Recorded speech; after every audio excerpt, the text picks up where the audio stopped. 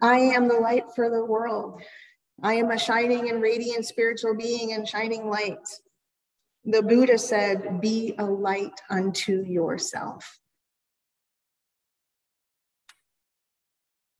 Bishop Mark Andreas says, love arises naturally from the light of truth. As hatred is the product and the delusion of night, the two symbolic systems of light and truth and love and night and delusion and hate seem to be polar opposites, not connected to one another. However, in our lives, it is such that the light shines in the darkness and the darkness cannot overcome it. The two are in relationship to one another throughout our lives. We have both throughout our lives. And in watching the news the last couple of days and what everybody was talking about and the memories for 20 years ago from the 9/11, it's evident that sometimes that dark is really prevalent, especially on anniversary times, right? We want to keep going back, and it's good to remember, and it's good to honor, and it's good to offer that space for grief. And yet, are we remembering the light that's within each of those and honoring each of those instances in our life, the big ones and the small ones, as new beginnings? Do we think of it as a new beginning, a chance for a beginning? It's even if we think about all the stories of creation from both the spiritual and the science perspective, there's some kind of violent act. Right? There's some kind of bringing forth of both sound and light and waves and everything. And that was a very big new beginning. I don't know that we can always put them into categories until we've had some distance, right? Distances gives us a different perspective, a distance of time. And yet, to remember that we have a choice in anything that we see as either a great tragedy or a great joy. And to know that it depends on our perspective at the time, because it's not just these human tragedies. You know, we have volcanoes and hurricanes and blizzards and fires and acts of violence and hate from one person to another. And all of those are parts of creation. So, and I know I say it every week, but we get to choose how we fit that into our realities and how we live it out from those instances, that we don't forget when we've had these big moments, these tragedies, we honor them, but we also remind ourselves that perpetuating the emotions in the moment may not be the best thing for us. The anger, the hate, the disillusionment, you know, to let those slide into finding, like what Nancy shared earlier, the gratitude in the everything, the gratitude in the everything. There were a lot of stories, if we watched in the past couple of days, of those gratitude moments. You know, and of the realization that in those tragedy moments, people got to choose how to spend the rest of their life. You know, what do we concentrate on? And there are so many good things that have come out of even not just like good big organizations or things like that, but also the choices in the moment for these people to how to live forward. You know, how to spend time with their family or what kind of job to take on, you know, how to spend their energy moving forward.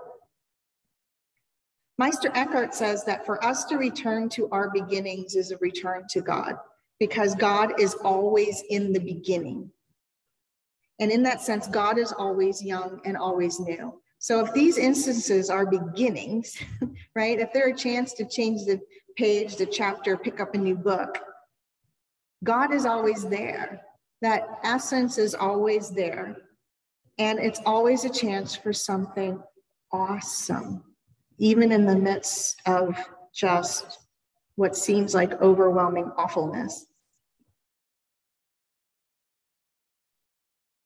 Jesus instructs all of us to be light of the world, and that we should not hide our light under a bushel, and instead put it on a lamp for everyone to see. What kind of light would you like to shine? What kind of light? The Celtic people say that they adored the light. The light is the mother of life. And where there is no light, there can be no life. The scriptures say God is wrapped in a robe of light. Psalm 104 says, and in the first act of creation, God said, let there be light.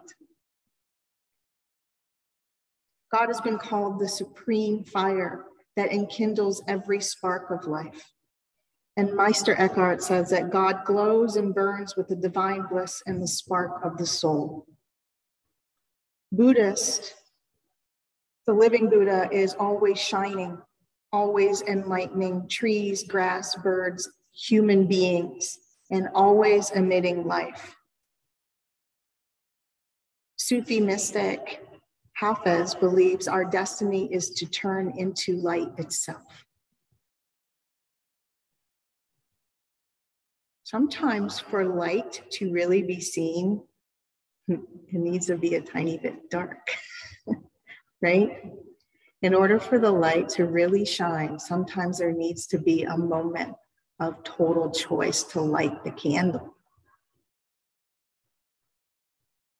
I'm not saying these things that happen in our life aren't awful, right? But they do give an amazing opportunity to be more and to really share that light. And to know that we find it in ourselves in those really quiet moments. You know, we talked a lot the last few weeks about that being quiet and defining that heart space. And yet that is exactly where it is. And when we find it in ourselves, in those silent times, in those really quiet, not bustling, quote, dark times that we choose to be with ourselves, it's really much easier to shine at when we're hit head on with those darkness. So how are we sharing our light within grief? How are we remembering times of tragedy while also recognizing light choices within those tragedies? I was listening, you know that all this month, a lot of, just as a reminder, a lot of I'm drawing from the works of Matthew Fox, that in his work. And he offered this example. He said at the end of World War II, and I love these examples because the history major in me went, yes. But at the end of World War II, instead of beating the losing side into total nothingness and total submission, right? There was an effort to help each other rebuild. There was an effort to put compassion before the hatred and revenge. Even though it was ridiculously awful, we know what came out of World War II. At the end of it, they said, this is enough. And people came together to rebuild each other. And those countries that were considered the losing side are now some of the most prosperous and progressive countries on the planet because of that compassion, despite the awfulness.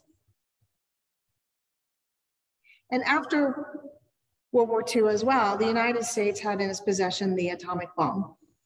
And it showed exactly what that weapon could do. And that all over the place was a bunch of awfulness. And yet, instead of saying, I have this weapon and you better do what I'm telling you, the leaders at the time said, let's join the UN and try to figure this out so these kind of things don't happen again.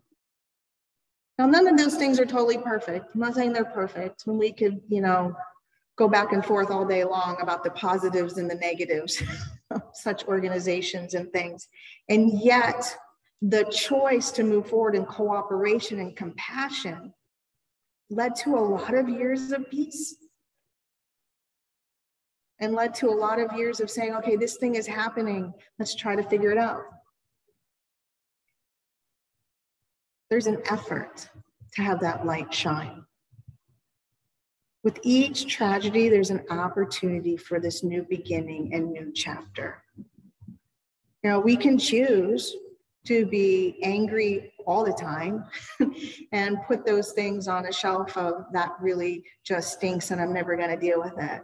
Or we could offer the compassion. Our choices can be compassion and cooperation, which leads to peace. That's the light part. And the part that heals ourselves as well as the world. The meditation at the beginning was all about sharing the light, right? To bring about that healing and bring about that recognition. Our life as prayer is the feeling of that compassion and cooperation. That is the light. We have an amazing, beautiful opportunity to share that. Our reading at the beginning, I am the light in the world, a brilliant example of the indwelling power of spirit. I sparkle with joy and love through my example. I am inviting others to shine. Through my example, I invite others to shine. I don't know if you realize sometimes the loudest voices are the angriest, most hateful voices that we're hearing, right? I don't know that being loud and in that way actually does anything but fuel more darkness, right? It's the example and the shining of the light that invites others, not the loudness. It's the shining. I don't know of any light that's loud. It's a sharing, it's an example, it's a how we're living our life. It's the choices we're making in the moment and how we're choosing to share time, how we're choosing to be in the little ways and in the big ways. Where are we showing up?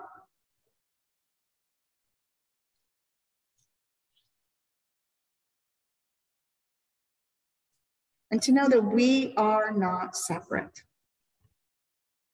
How we think of ourselves and the world, who we recognize we are, is the key to solving all those mysteries. Niels Bohr says every great and deep difficulty bears in itself its own solution. I love that. Every great and deep difficulty bears in itself its own solution. It's really hard to find solutions without the light, without some kind of beacon. And you are it.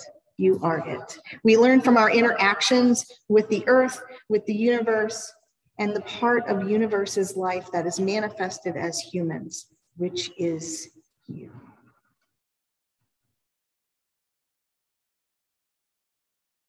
So shine.